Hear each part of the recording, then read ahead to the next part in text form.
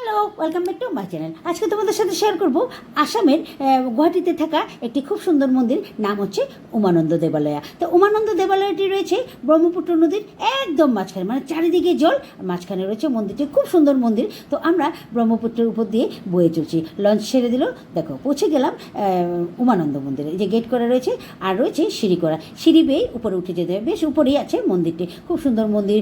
তো আমরা পৌঁছে গিয়ে ওখান থেকে পূজার সামগ্রী কিনে নিলাম, নিয়ে লাইনে দাঁড়িয়ে পড়লাম। লাইন ধরেই পুজো দিতে হবে, বেশ ভিড় হয়, প্রত্যেকটা দিন ভিড় হয়। তো দেখো এই যে মন্দিরটা, তো ভিতরে তো মোবাইল নিয়ে যেতে দেয় না, তো আমি বাইরে থেকে একটু ক্যামেরা করে নিলাম।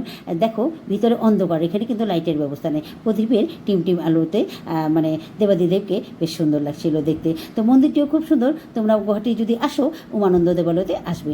আর চারিদিকেই তো জল, মাঝখানে কিন্তু আবার সবুজ, সেখানে মানে একটি দ্বীপ, এই দ্বীপের মধ্যেই মন্দিরটি রয়েছে। তো ভিডিওটি ভালো লাগলে লাইক করবে, আসে।